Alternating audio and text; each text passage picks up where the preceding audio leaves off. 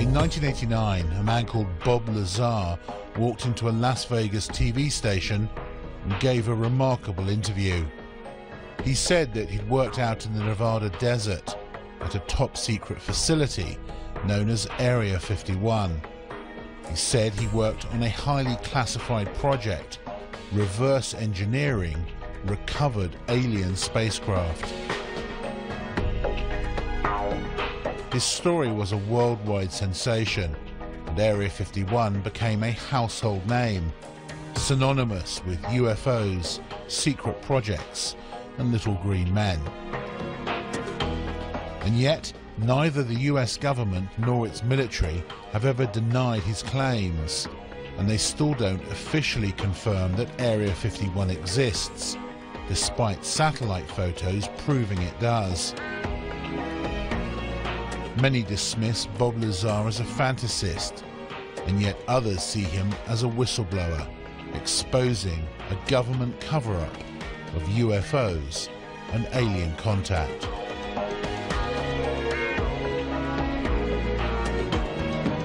A once secret airbase in the Nevada desert is marking an unofficial anniversary today. Area 51 was one of the most secretive places on the planet, but that anonymity vanished forever because of what happened 25 years ago. A controversial electronics whiz told a fantastic tale during a TV interview, and the story still reverberates today. The I-Team's George Knapp played a part in what became an international sensation. He's here with an update. Setting the stage, Dave, you might not know this, but 25 years ago, a young anchor woman named Paula Francis and I were prepping for the 5 o'clock news when we learned that our scheduled live interview had canceled. We placed a call to aviator John Lear to ask if he could get a friend of his to fill the spot, a guy who reportedly worked out near Area 51 and had seen flying saucers out there. It sounded outrageous at the time, but that interview with Bob Lazar turned Area 51 upside down. We coaxed a reluctant Lazar into returning to Las Vegas to talk about it. I don't know. Sometimes I really do regret it, and I almost feel like apologizing to him, saying that, you know, I'm sorry I let things out. Can I have my job back?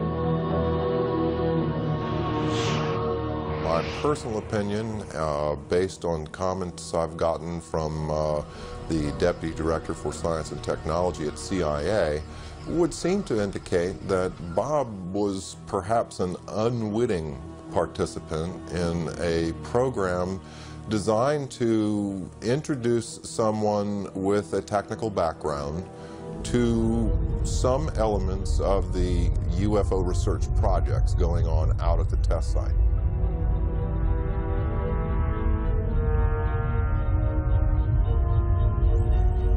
I have no doubts that Lazar actually was in a place where top secret investigations were going on. I'm not sure about all the details that have emerged from his account, but he certainly gives me the impression that he was actually there. Do I believe Bob Lazar? My answer to that is yes. And heck, it's going on 8 years that I've known him. His story has never changed. He wasn't in it for the publicity. He surely wasn't in it for the money. He lost everything he had.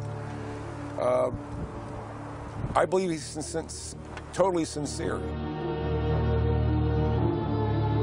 As far as I can tell, he's a bright guy who tells a great tale and who's told it often to people who have not checked on him, who accept the notion that, well, the government wiped his slate clean. Basically, I think he had an experience. I think he saw some things that shocked him, was subject to some conditions and experiences that were very unnerving to him and very profound.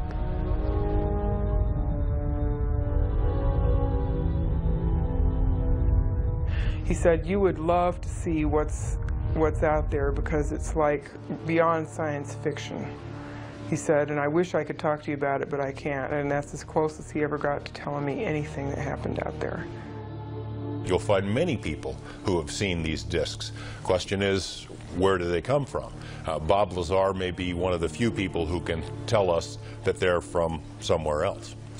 I've no doubt that there's a relatively small number of people within the intelligence, military intelligence and scientific and technical intelligence community who are aware of what's going on, and an even smaller group who are actually organizing top secret research into this phenomenon.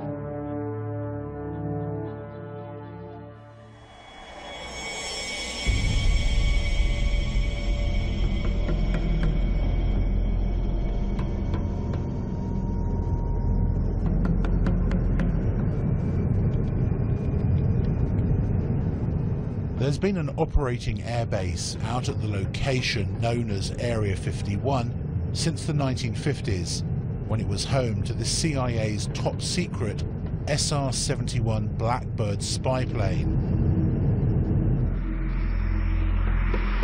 Then in the 1970s, it became the test flight center for the F-117 stealth fighter and the B-2 stealth bomber.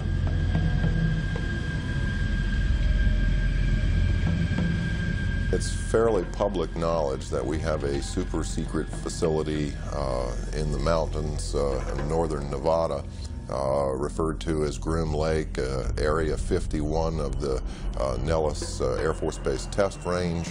It's also been referred to as Dreamland. This is an area that has been known but officially denied for many decades.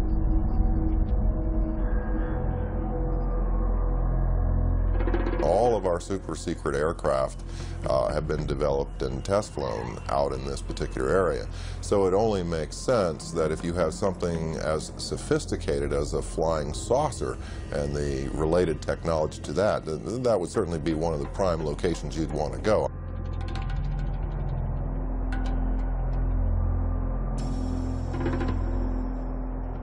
What you see is an ordinary looking Air Force base. It's nothing to write home about, but because the government won't talk about it, everyone wants to see it. The military has never said there are no UFOs. It's never directly denied any of the Area 51 stories. It would have been so simple when these claims came out, these Papoose Lake claims, for the military to simply say, look, we have nothing there. They could take a few reporters to this area and show them. Nothing there. The military hasn't done it. The military has stonewalled. It has remained silent. And that's the most damning thing that they can do. Area 51 to this day is not acknowledged. That is to say, the Air Force does not admit that it exists. This status has been maintained very carefully, particularly in the last few years. The puzzle is that the base has clearly been very active for quite a while, and you can see that there are about 700 to 1,000 people traveling from Las Vegas every day. So essentially the bulk of what has gone on there in the last 10 years has not emerged from the black. This airplane was, the program was terminated. The airplanes were put in mothballs for 20 years before they admitted the existence of the aircraft. There's programs that they're working on today that are 50 years ahead of anything that you and I can even conceive of, and that we may never, may never see the light of day. Would you say it's America's most top secret military base? As far as an operational test facility, it's probably the most secret test facility in the free world, yes. So there is no question that the facility is there, that the government has said very little in the past about it. Now the real question, I suppose, is are there any flying saucers out there?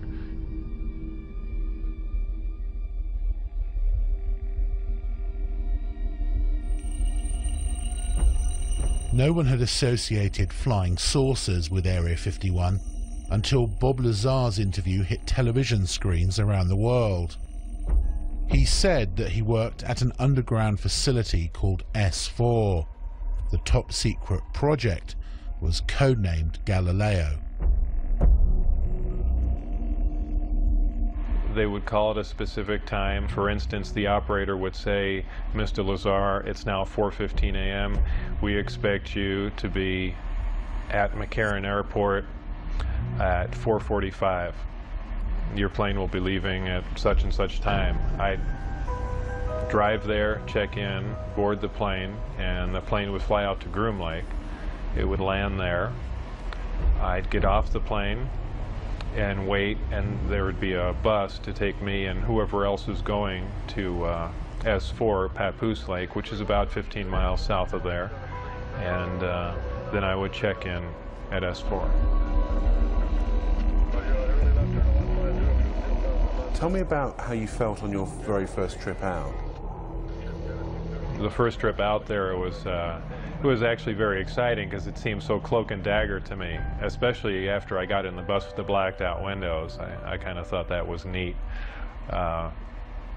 Drove out to the site, and then it was checked in, guards walking around with guns, and I was sure what I was working on was going to be pretty fascinating. He says that within a few days of working out at S4, he was shown an actual flying disc in one of the hangars. When I was brought in by bus, and for the first time, one of the hangar doors, the one on the end, was open. The bus drove up and we stopped there, and clear as day in the hangar, taking up almost all the hangar, was the disc. Looked like something right out of a science fiction movie.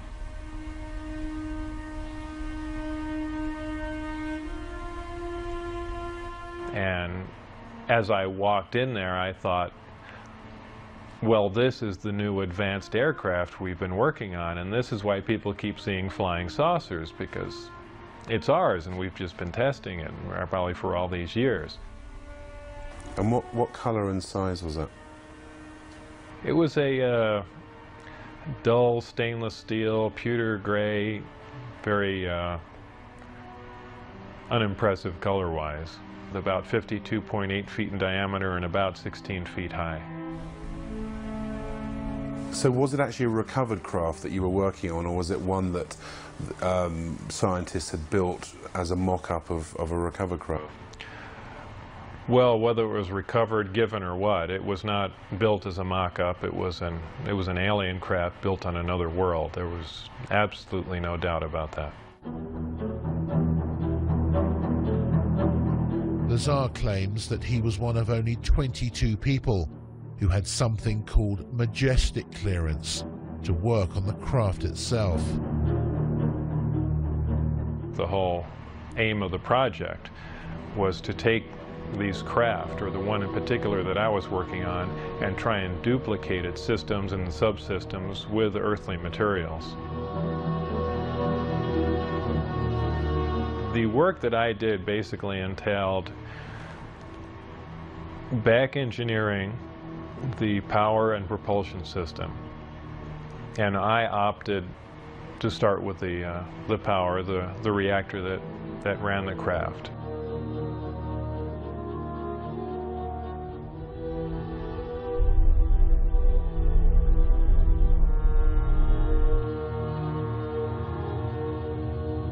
I knew immediately if his credentials could be verified, if even part of his story could be verified, it'd be one tremendous expose. George Knapp was a long-standing TV reporter. He'd heard enough of the UFO rumors over the years to appreciate how big a scoop this could be if Lazar was telling the truth. He gave me information about his background, educational background and employment background. I started with his claim to have worked at Los Alamos Lab.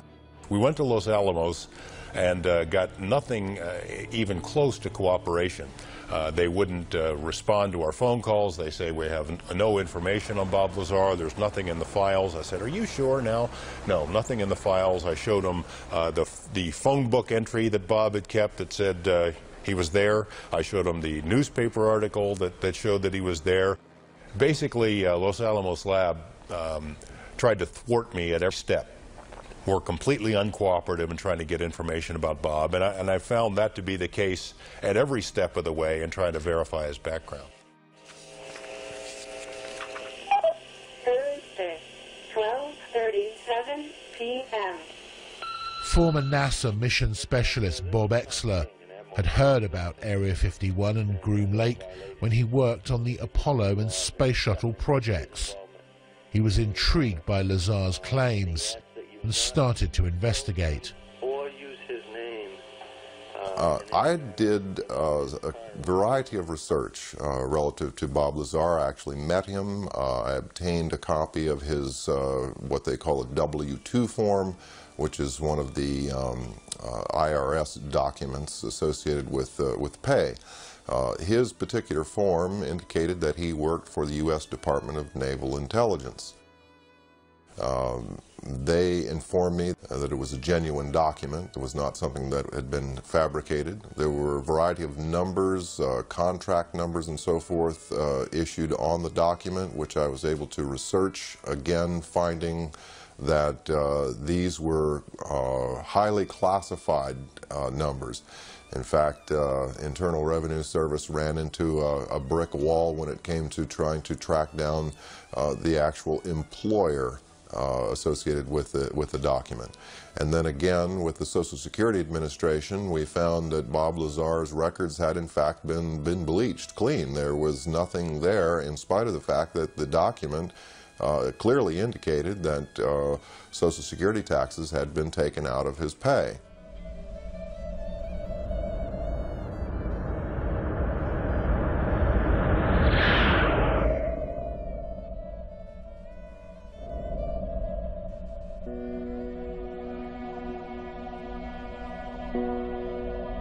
Not everyone who's researched Bob Lazar believes his claims.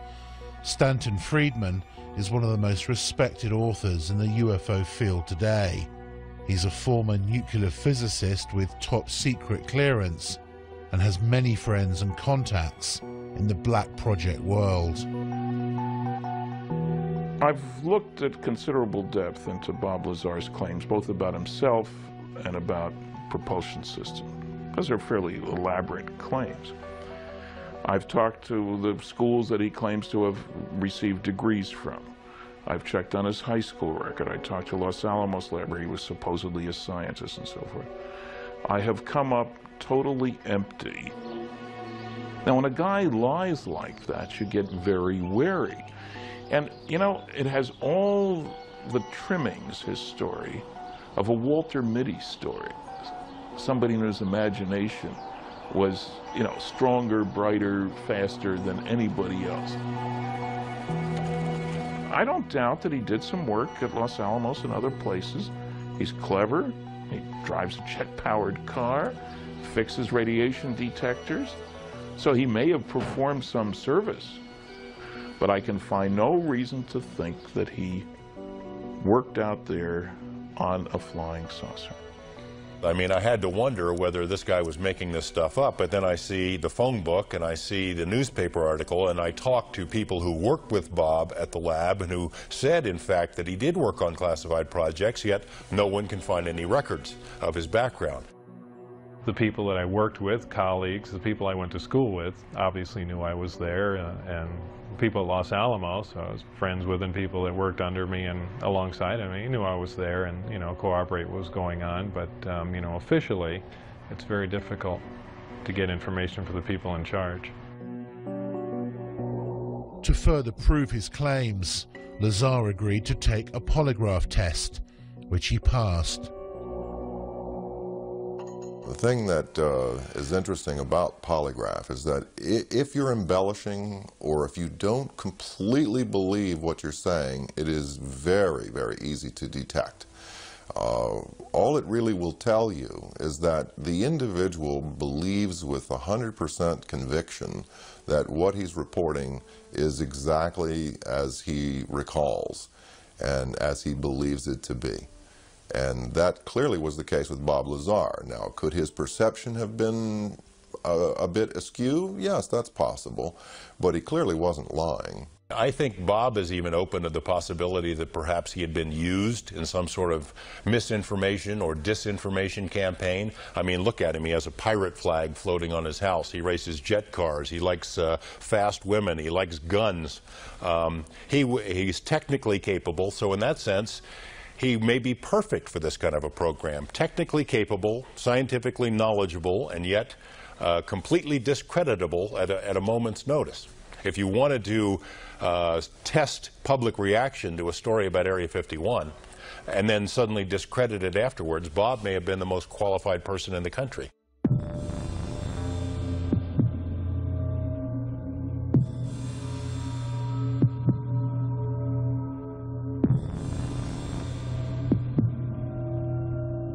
Lazar says that on one occasion he was escorted into the flying disc that he saw in the hangar to analyze its propulsion system.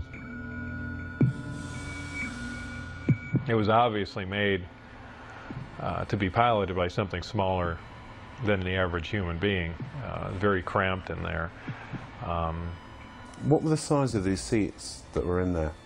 The seats were very small. I'd say about 1/3 to 1/4 the size of a normal human seat. A lot of people say, boy, it must have been exciting to go in there, and I always say it wasn't. It was a very ominous feeling. I know it sounds silly, but it's so unearthly in there. You have spoken to someone who's actually seen a UFO under a tarpaulin at Area 51. I have. I've spoken to several people who've seen UFOs or disc-shaped craft out there. There was a woman who was a secretary for a major defense contractor at the Nevada test site who worked on nuclear programs, who told me that she had sat in on conversations between military and civilian contractors at which the Roswell case had been discussed, at which it had been discussed taking some Roswell material to Area 51. The level of secrecy during those meetings was great. Afterward, they'd take the ribbons out of the typewriters she was typing on. She was ready to tell me about this, and I had this conversation with her on the phone. The next day after this conversation takes place, she's visited by two men who say that they work for the company she used to work for, reminding her that she is still under a security oath, told her, we know that you do a lot of traveling back and forth, a lot of long drives between Las Vegas and LA. We'd hate for something to happen to you or your family. No interview. I mean, it happened again and again and again. Same scenario.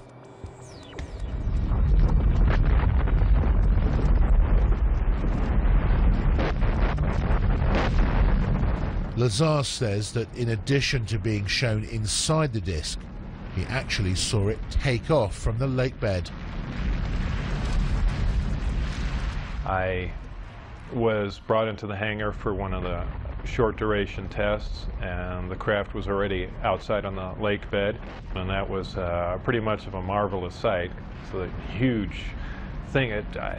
It's like seeing a house lift off the ground. You can't imagine the energy involved to do that.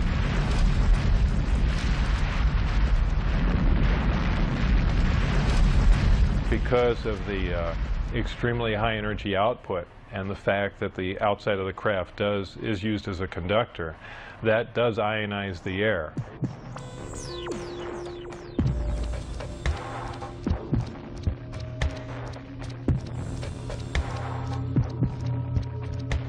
And the crafts do, as a byproduct of this, glow at night, much like a fluorescent tube will light up. So, you know, bright, strange, jumping lights in the sky, that does explain that.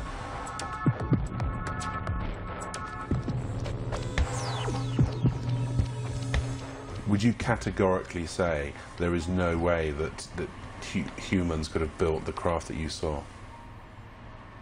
Absolutely. I will categorically deny that.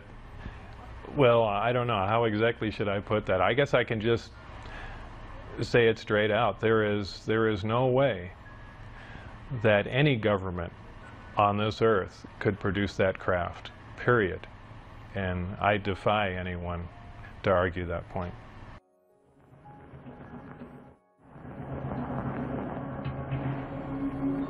One of the big questions that's hung over this whole story is whether Lazar saw a man-made flying disc and not an alien spacecraft.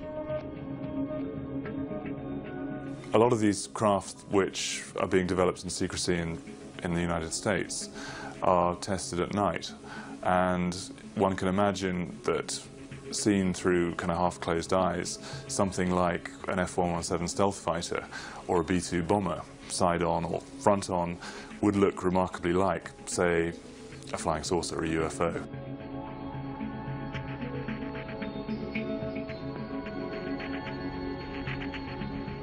You see an F-117, or you see tacit blue, or you see a B-2. Particularly if you see it from some fairly unusual angle, you're going to have a very hard time relating that to conventional aircraft. Some of these things can look very strange indeed. So, you know, an unusual but decidedly terrestrial aircraft can certainly present the appearance of a disk from many angles.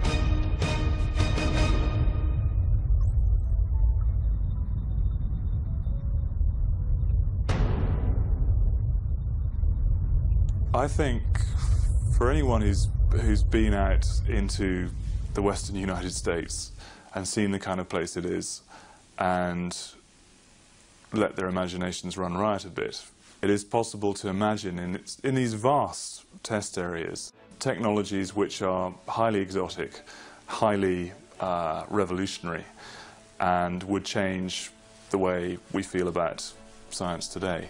However, to say that that is alien science derived from beyond this world, I think is something which is just, it is unbelievable. It's too much to absorb.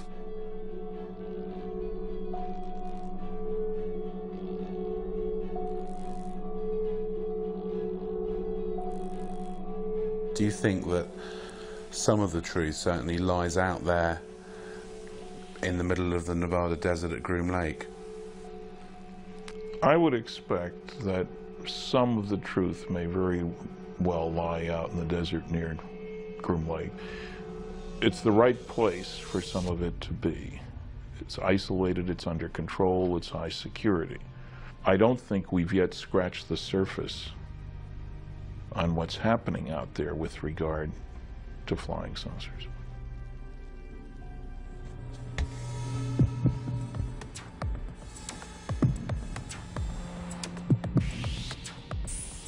According to Lazar, the craft that they were secretly testing out in the desert at night used an exotic anti-gravity propulsion system.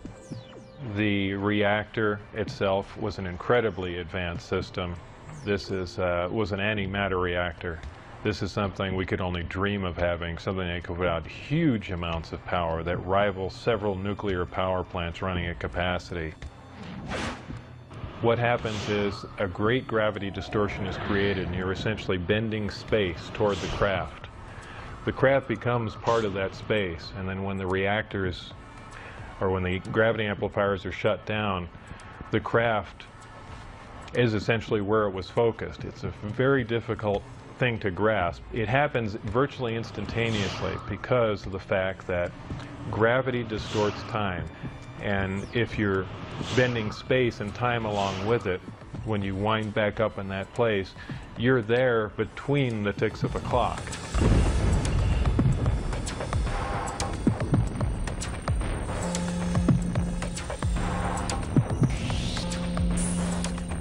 Looking at nighttime video films out in the test site area, we've seen video of craft that were luminous, that would move across the sky as if it was skipping a stone across water, or sort of a sewing machine effect. What we see across the screen are a series of lights, of dashes of light, as the object moves from point A to point B. Therefore, we are seeing what you might call a shadow effect of the propulsion mechanism at work.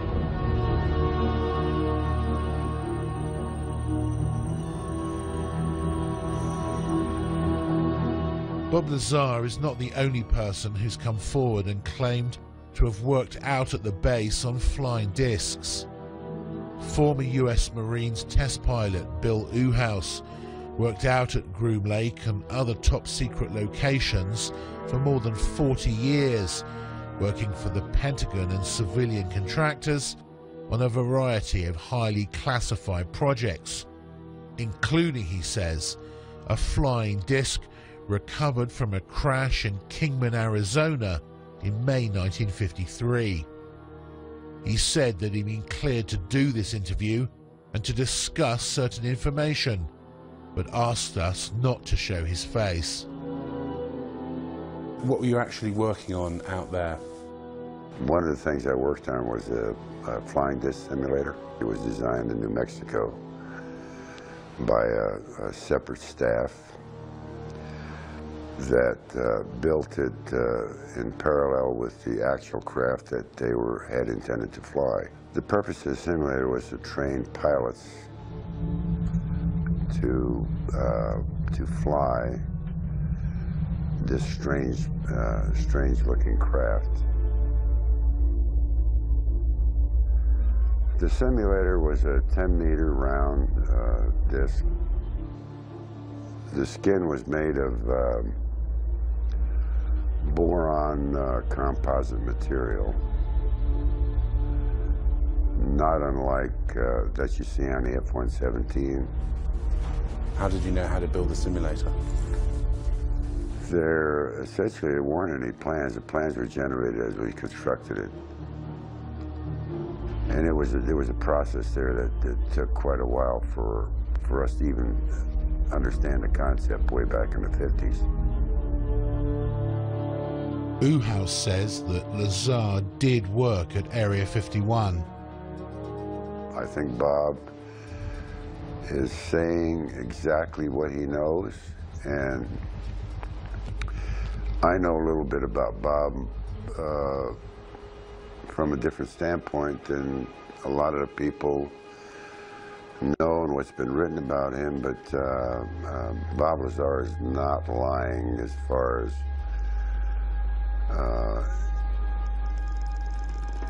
his place and position and the activity he was involved with at the time, although some of it, he couldn't recall, but there's a lot of reasons why Bob was hired, number one.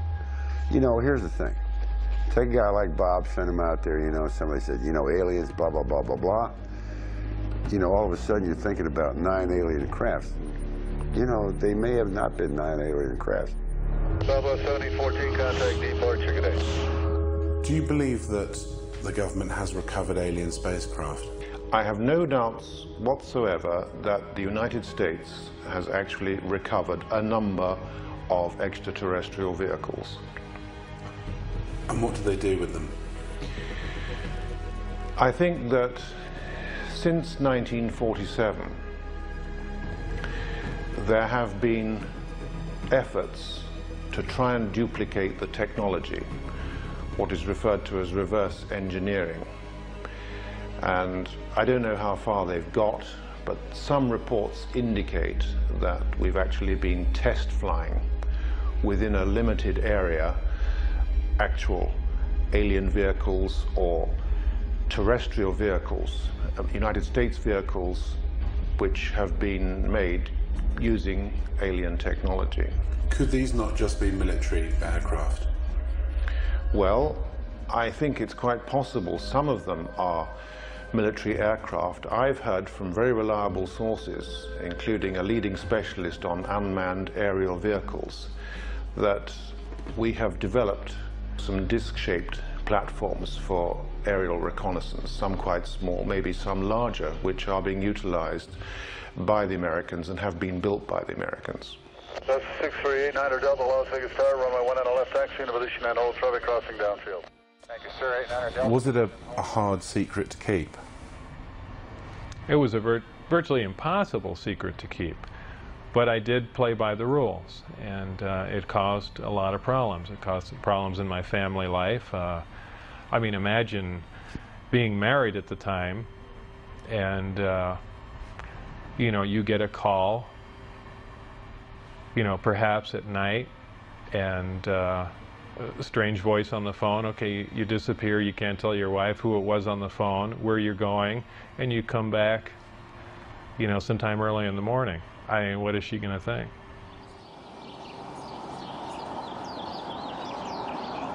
Unaware of where he was going every day and being absent from home for long periods, Bob's relationship with his wife had deteriorated badly. This was seen as a potential security risk out at the base. My wife was having an affair with someone else, so they viewed that as a potential emotional instability, and they no longer wanted me coming out until things were cleared up, either for it, you know, it to break up or heal or whatever. But they, that's what put the brakes on everything there. And did they then stop calling you? Did you get very frustrated about that? Yeah, then I began to wonder, boy, now they've given me all this information and everything's come to a dead stop. What's going on? And that's when I began to be concerned, and then that's when I said, you know, now it's becoming important that some other people know what was going on. As the silence turned from days to weeks, he finally decided to tell his wife and closest friends just what he'd been doing. Were you aware of the security implications? I was quite aware of what could happen, but I was also aware that these guys would go to any extent to keep their secret, and certainly not have someone that was on the inside running around. And I didn't think it was beyond them at all to make me disappear. Whether I mean, who knows? I know it sounds more like a movie, but I didn't think it was beyond their capability to kill me, just to stop the word from getting out. Bob knew the test flight schedule for the discs and took his wife, his best friend Gene Huff, and another friend John Lear out to the desert near the base on a Wednesday night in March 1989.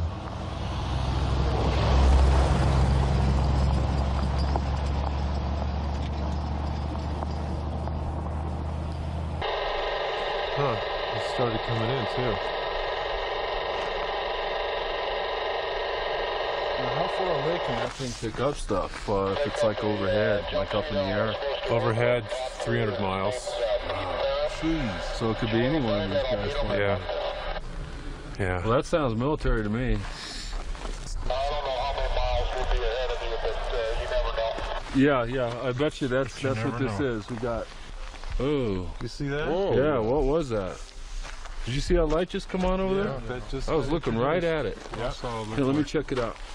Well, that was a shooting star. Right above it was a meteor too. No, there's a steady light. No, it's a steady light that just came on. Without any kind of. No, this one right over the range here. It wasn't there, and then I was looking right there, and it blinked on. Very bright. That's brighter than a star. Yeah.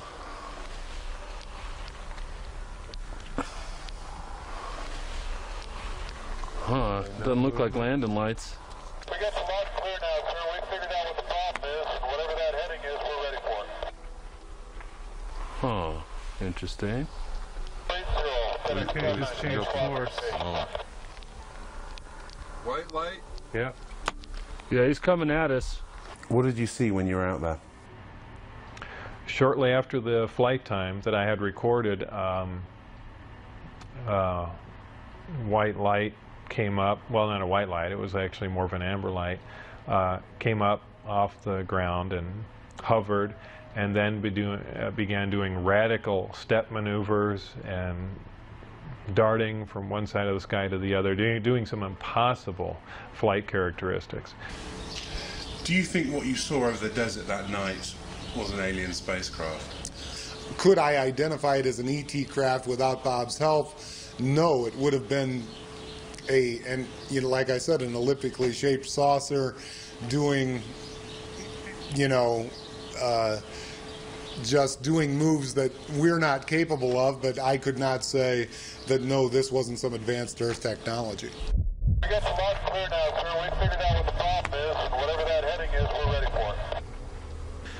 That would be a UFO. It's not blinking, it's not conforming to any sort of FAA lighting regulations, and there you're looking at it.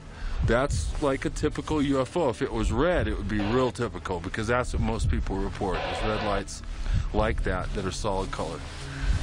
I don't think that's landing lights, because it's curved already and we're still looking at it. Looks like he's curving back. Here he comes. That is a typical military UFO. There you go.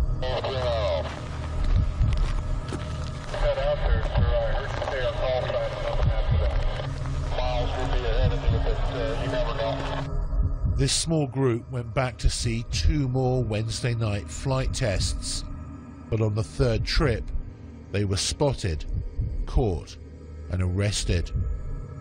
Bob was taken to Indian Springs Air Force Base and interrogated. That interrogation was about as intense as you can possibly get, right stopping short of shooting me in the head. What were they saying to you? Everything up to and including that, you know, we can absolutely kill you right now and there'd be no one looking for you at all. And I mean, everything. They threatened my wife, they threatened to kill my wife, they said they'd stop at nothing. They said they thought they made that very clear. They couldn't believe that I had taken anyone out there to show them that, much less left with information like the flight test data, and wanted to know what else I had said, who else I had told specifically. They were crazy. They really were. They were completely out of control.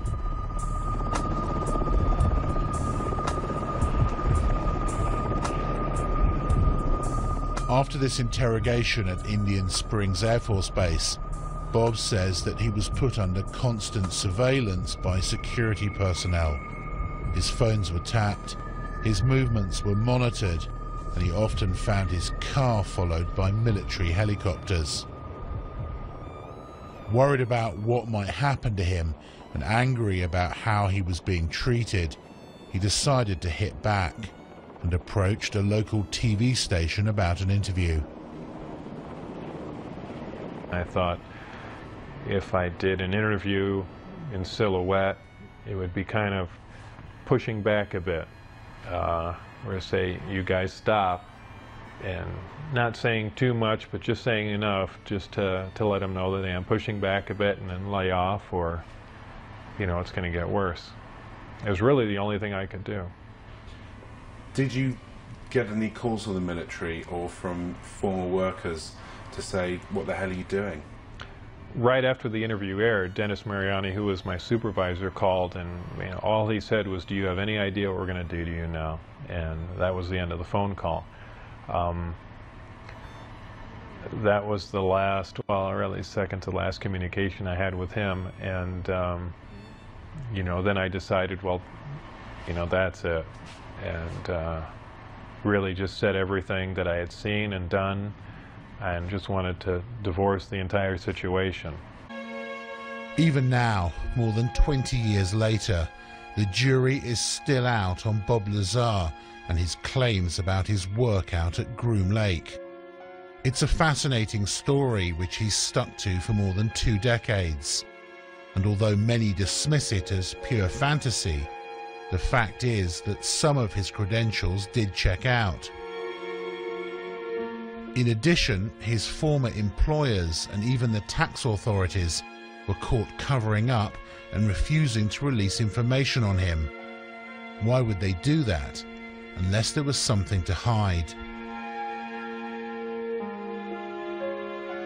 One thing is for certain, if he is telling the truth, then we're all in for some shocking revelations in the decades to come. Is the government ever going to say, you know, we've been lying to you for 40 or 50 years? Not a chance. I believe they'd stage an event that is much more like what they do. They'll take a big cargo plane or C-130 or something, take one of the old discs that they've you know, analyzed time and time again, and finished with, go up to a high altitude and push it out the back and then go fly away and say, oh look, the first disc has crashed, you know, here's a flying saucer. I mean, I can almost guarantee that's the route they'd take. There's nothing on their radars on the other. Certainly there are a lot of questions about Bob's background that have not been satisfactorily answered. But there's too much that Bob knows, I think, that couldn't be explained any other way. He knows about the layout of the base. He knew about people who were involved in security checks. He knew when and where the test flights were going to take place because he took people out there 3 weeks in a row and they videotaped the tests. How did he know this stuff if he, in fact, did not have some kind of inside knowledge? Do you think he'd make a good conduit of information? I mean, essentially a patsy? Yes, I do. I think it's quite likely that Lazar was set up, perhaps to knowing that he would give out this information. It's likely to be a very long time before we discover what is actually being done out at Groom Lake now. They seem to wait anything from 15 to 20 years or more after something has been retired before they acknowledge its existence. This airplane was built, designed almost 40 years ago. 40 years before that, the hottest thing flying was a Seversky P-35. 40 years before that, it was a balloon. So the technology has not stood still. So there's a very good possibility that we are looking at man-made transportation for the 21st century. It's been so hopelessly polluted that I'm not sure we will ever get to the bottom of this story, and that's sad. I suspect that whatever was out there, discs, alien or not, had now been moved to some other location, and we may never find them again. There might have been reason 40 years ago to believe that people couldn't handle the idea of alien visitation. I don't think that's true anymore. I think we're far more sophisticated now. Do you regret having screwed up at S4 and taking your friends there and blowing your security cover because you could still be working on UFOs today? Yes and no. Yes, at times I'd like to be able to go back in time and played along with the game and not have done anything, and perhaps to this day still be working on them, because I did feel privileged and it was fascinating work once you can get around all the you know, oppressive military security. And you know, maybe we would have stumbled on something, and yeah, it would have been fascinating.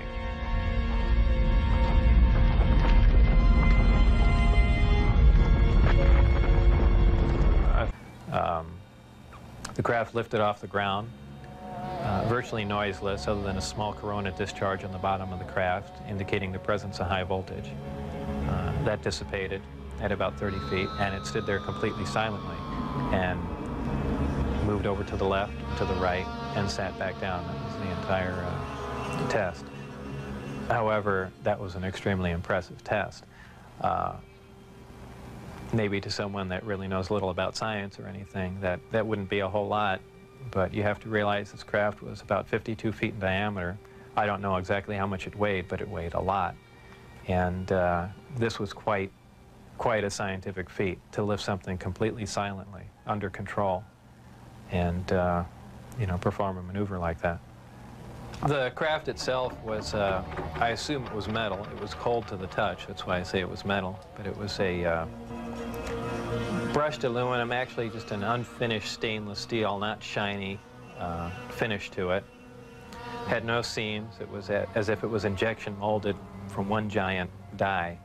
I was completely amazed. I can't really reflect on how it made me feel, but that was exciting.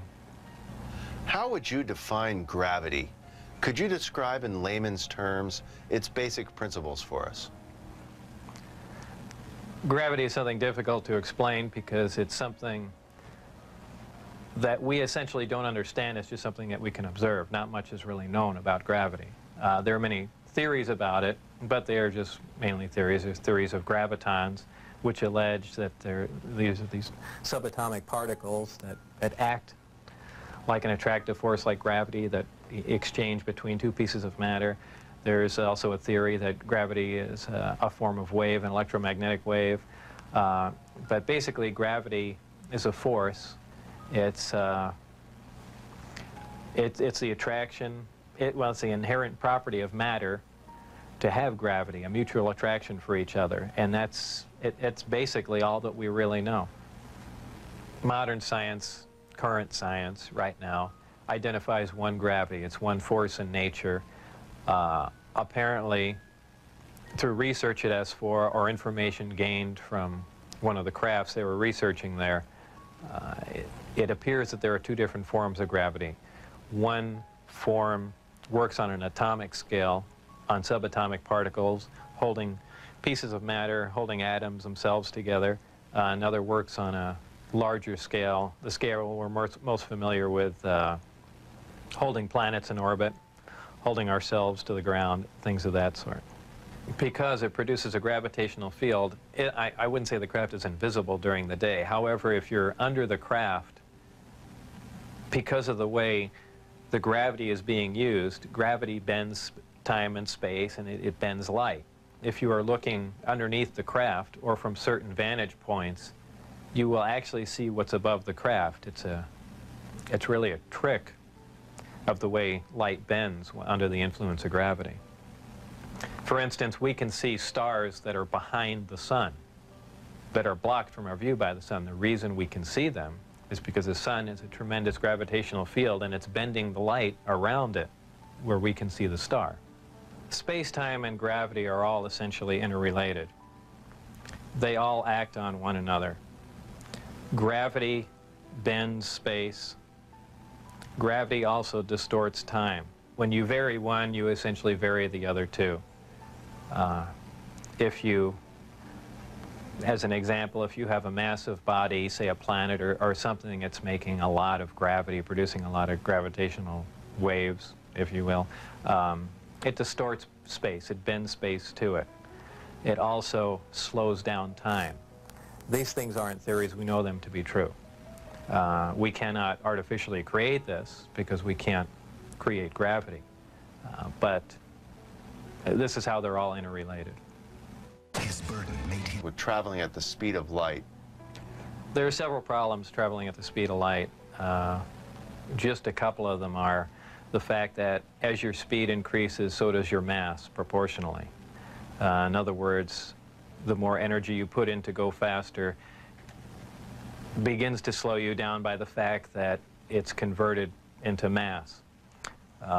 You have other problems like just traveling at such an extreme velocity, navigational problems, the fact that you might run into little tiny micrometeorites at speeds like this. They would undoubtedly destroy your craft. There's just a whole host of problems that you're going to run into just attempting to do something like that. Aside from the fact the amount of energy required to accelerate to the speed of light is horrendous. Could you briefly describe Project Looking Glass and Project Sidekick for us? Project Sidekick was another project going on with Galileo. Galileo was the project that I was involved in. Sidekick dealt with any of the weapon potential of the craft, whether or not the craft had a weapon in it or could it be used as a weapon, but it had something to do with some sort of particle beam configuration where the gravity generator can be used as a lens to focus a weapon of some sort, similar to the SDI device we were working on in the 80s, but with the potential of a focusing device using the gravity generator. And Project Looking Glass? Project Looking Glass dealt with the distortion, the fact that there's a time distortion, essentially looking back in time, and by that I do not mean looking back years ago to see the wagon train days. They're looking for distortions that are milliseconds in time, and what that was used for, I don't know, but that was just observing the time, the time distortion, time dilation phenomena of the craft in operation. What is element 115, Is it found here on Earth, or is it strictly an extraterrestrial material? 115 is strictly an extraterrestrial material. It probably occurs naturally in some other places, maybe other star systems. You know, some people not familiar with science or chemistry say, well, that's ridiculous, all the elements occur on Earth, you know. But that's not true. There are elements on the periodic chart that aren't found on Earth. I believe the Heavy Ion Research Lab in Darmstadt, Germany, has reached element 112 recently. So 115 isn't that far away. And when they synthesize it, it's not like they're making a couple ounces of it. They're talking about 1 or 2 atoms of it. To make any usable quantity of a heavy element like that is virtually impossible. Element 115 is in the top of the reactor. And the base of the reactor apparently is a small, something similar to a cyclotron. It's a particle accelerator. A particle is accelerated to high speed and then deflected up a small tube, and it's aimed at the 115. This transmutes the 115, similar to the way we do that in a normal particle accelerator. This causes a reaction, a radiation emission that we really haven't seen before. It produces antimatter. This antimatter is guided down a tuned tube and reacts with a gas. When matter and antimatter react, they convert to 100% energy. This energy is converted, heat energy, is converted to electrical power in the reactor itself. This is done through a thermoelectric converter. And this electrical power is used to power other subsystems on the craft, though there is no wiring, you know, as we would know it. Also, that's almost a byproduct of the reactor. The reactor also sets up a gravitational wave from the 115 being bombarded. This gravitational wave was present at the top of the reactor and is essentially guided in the same way microwaves are guided through tuned tubes. And this goes to their amplifying cavities and through the projectors that are in the bottom of the craft. With the gravity generators running, is there thermal radiation danger to the crew? There is no thermal radiation while the reactor is running. The thermionic generator is 100% efficient, which is in violation of the first law of thermodynamics. But in fact, it works. Element 115 is stable. And for those familiar with chemistry, we know that elements with higher atomic numbers have shorter and shorter half-lives. However, when you reach a certain point, they call it the island of stability. There is a place, and we've theorized this for a long time, somewhere around 114 to 116, there should be an area in there where the nucleus of the atom is geometrically stable with protons and neutrons, where it no longer decays. It's not radioactive. 115 is, in fact, this element. In fact, it does occur again somewhere around element 247. Of course, you know, we're nowhere near synthesizing that, and we can only, you know, predict things like that. But that's where 115 is.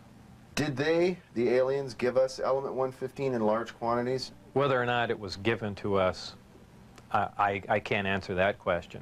However, I was told that we have 500 pounds by one of my co-workers. How it was obtained and, you know, where exactly it came from, I don't know. Whether it came in one of the crafts or, you know, it was separate cargo somewhere, you know, anyone can speculate, but I was told that was the figure. You were able to get away with a sample of element 115. How much did you get away with? No comment. Several nighttime test flights, unofficially, while off the base. What did you see?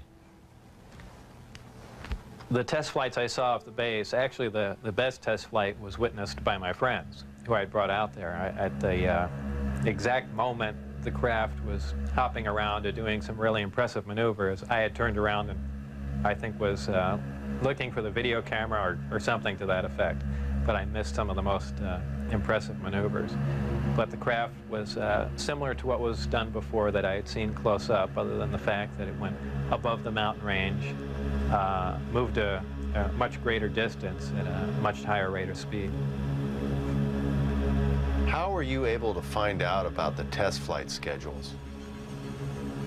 The test flight schedules were told to me specifically because I was probably going to have to be present during those times. And at that time, the test flights were taking place on Wednesday nights. And from what they said, that was because that was statistically the least amount of traffic in the area. And that's all that they were concerned about. Does the propulsion system release any sort of discharge or exhaust? There was a high voltage discharge on the bottom of the craft, but as far as there being an exhaust, there was none. Why do they appear as glowing balls of light in the night sky? Well, that's kind of the same reason why a neon light or a fluorescent light lights up. What you're dealing with is a high energy source in essentially a gas atmosphere, oxygen, nitrogen. And when you apply enough energy to a gas molecule, they emit photons, they emit light. And I don't think it's anything, it's really a byproduct of how the craft operates. When it's emitting that much energy, the gas surrounding the craft emits light, the same reason why lightning is visible. You have a huge electrical discharge, and the gas emits light in the form of lightning bolt. If you were going to see one of these crafts at night operating, it would appear really as a glowing ball or just a bright light in the sky from a distance.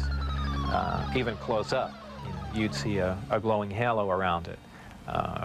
This is typically what you'd see in your normal UFO sighting, if you've heard them a lot. However, keep in mind that lights in the sky are caused by much more common things than flying saucers. Tell us a little more about the aurora you witnessed taking off out of Area 51.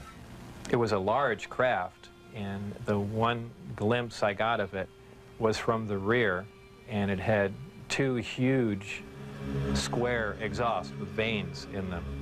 And it was just, it sounded more like a rocket than a jet. I don't know. I even think he did mention that it was liquid methane powered, but there again, you know, working on the disk technology, I really could care less what was rolling around at Area 51, but it did catch my eye. As a result of going public, have there been any attempts made on your life? One day when I was getting on Interstate 15, driving down Charleston Boulevard, a car came up alongside of me, and I thought he was just trying to race me to get on the freeway. This was after I had left the project. It was a white, boxy-looking car. Exactly what make and model, I don't know. But I accelerated to get on the freeway to go fast, and there was a gunshot, and the back of the car was hit, and I skidded off into the median. And I stopped, and I was frightened, and I just stood there because I thought the guy was going to be alongside of me and just shoot me. I had nothing to do. I was essentially paralyzed with fear, and I waited there, and then nothing else happened. And do I know it was a government agent trying to kill me? No. Could it have been a drive-by shooting? Maybe. You know, so it wasn't, I mean, it was an attempt on my life, but by who specifically, I don't know. Though I was threatened before I had left, that they threatened my wife's life and my life, so I can only put two and two together and say that they were kind of pissed at me. In an earlier interview, you had mentioned that they had put a gun to your head. Tell us about that. That was after we were caught out when I had the test flight schedule, and I brought some friends out to show them the disc test. We got caught out there, and the following day I was debriefed down at Indian Springs Air Force Base. And I was in the room with the security guards that caught us, my supervisor and some other people, and some of the security personnel. Yeah, they were essentially grilling me about security and, you know, how could I possibly bring people out there, and I guess I wasn't as responsive as they would like, and they got in my face, and one of them pulled a sidearm out, you know, just pushed it against me. Have you maintained any contacts with your colleagues out at S4? No, I never heard from anyone other than for a very brief time after I left. Dennis, who was my supervisor, did try and make contact with me at the meeting place was the Union Plaza Hotel, and I took a friend of mine, Gene Huff, down there, and another friend, a former colleague and scientist from Los Alamos, and we saw him, but I also did recognize some security personnel walking around there from S4, so whether or not it was a setup or what was going on or he was trying to talk to me, we never found out, and we left. It just was a real strange situation. I never heard from him since. As we enter the 21st century, how has your experience changed your beliefs? Well, if you want to word the question, how are my opinions changed? I would say considerably. And before I was at S4, I was more or less one of the guys that thought, you know, all these government conspiracy and UFO buffs and things like that were complete lunatics. I even remember before I was involved there, a friend showed me a little newspaper clipping. It said John Lear was giving a lecture who was touting that aliens from another world came to Earth and there's 70 different species. And I remember laughing on the phone that this guy had lost his mind.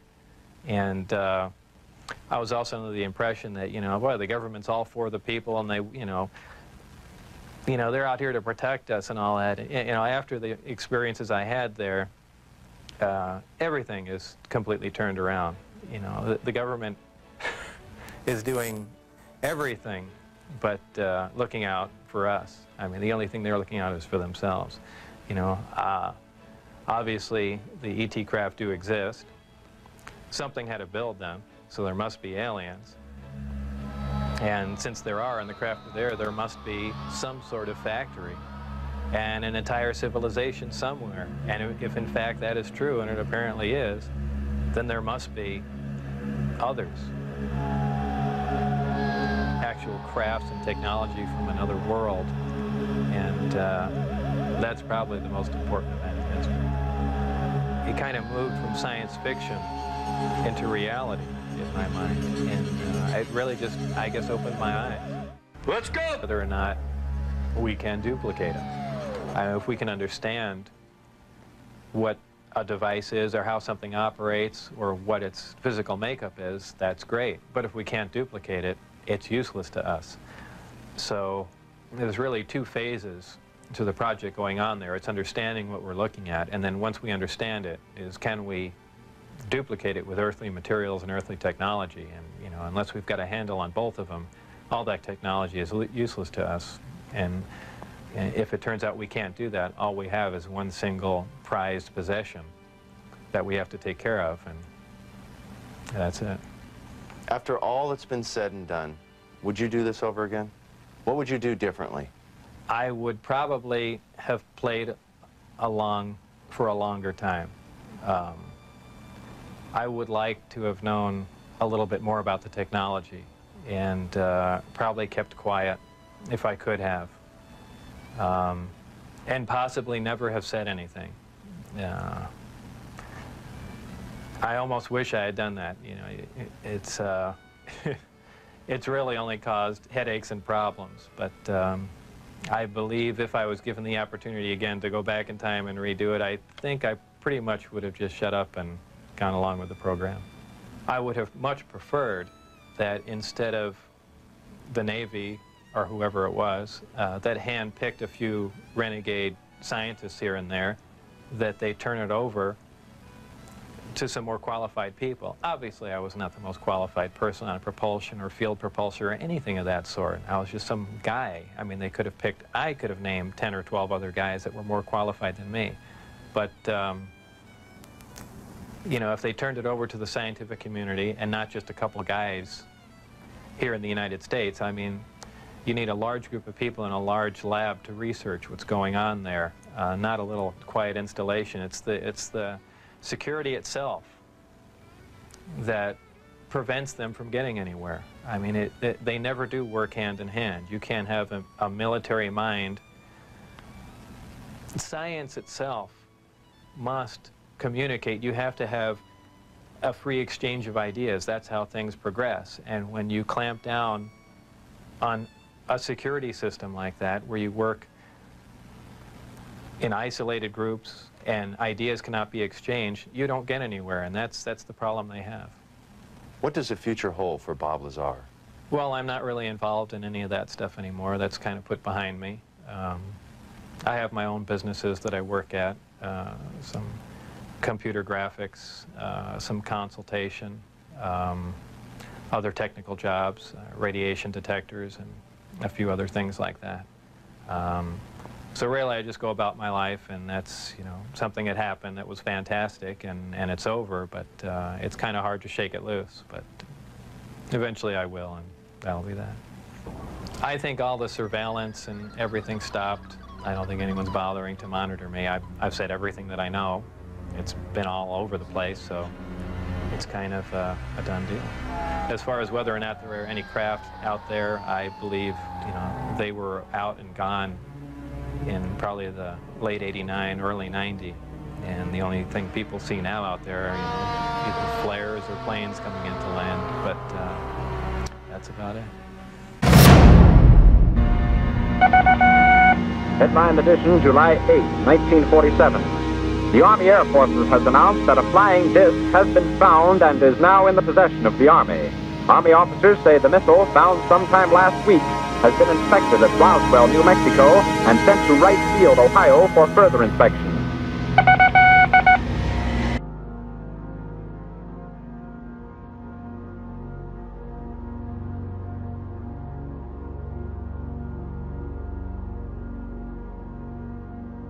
Why in the world someone would invest such an amount of money, of efforts, of mise-en-scène to put together a 23-minute film of this kind? It defies reason. It doesn't make sense. I cannot relate these structures to abdominal contents. The liver, if it were the liver, should be over here to the right. I'm seeing a mass that I cannot readily explain, and I have great difficulty in correlating this with any human body that I have seen. As difficult as it is for me to say it, as reluctant as I am to say it, that what I have seen here does not appear to be a human being. What is this? I would prefer to say, for the time being, that it is humanoid. I'm not going to say it is from a distant planet. What planet? I don't know. But I cannot say that it is a member of the human race as you and I know the human race. I have never performed an autopsy on anybody that even closely resembles the being that we see on this film. There are 6 fingers on each hand, and there are also 6 toes on each foot. They're either pathologists or they're surgeons who have done a fair number of autopsies. This supposedly was filmed in 1947, and while things haven't changed, we see some things that would have been expected at that time, such as the use of a handsaw in removing the skull cap. I should also like to point out that this kind of a rectangular-shaped, somewhat sunken tray was the kind that I recall being around many, many years ago. We don't see these things around very much today, if at all.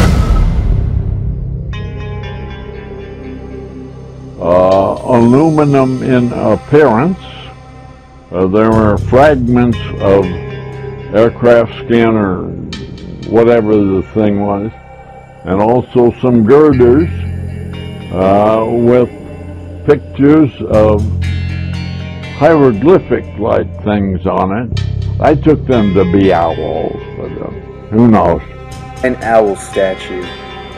While said to merely personify wisdom, the symbol of the owl has often been described as a prominent symbol of the aforementioned Illuminati. What does it mean? Sorry, I'm all touching you. It means a lot of different things, but I mean, it's what's important to me. I don't think it's not really for other people to really know about. It's not really for other people to really know about. Ye fools and priests! I spit upon your fire!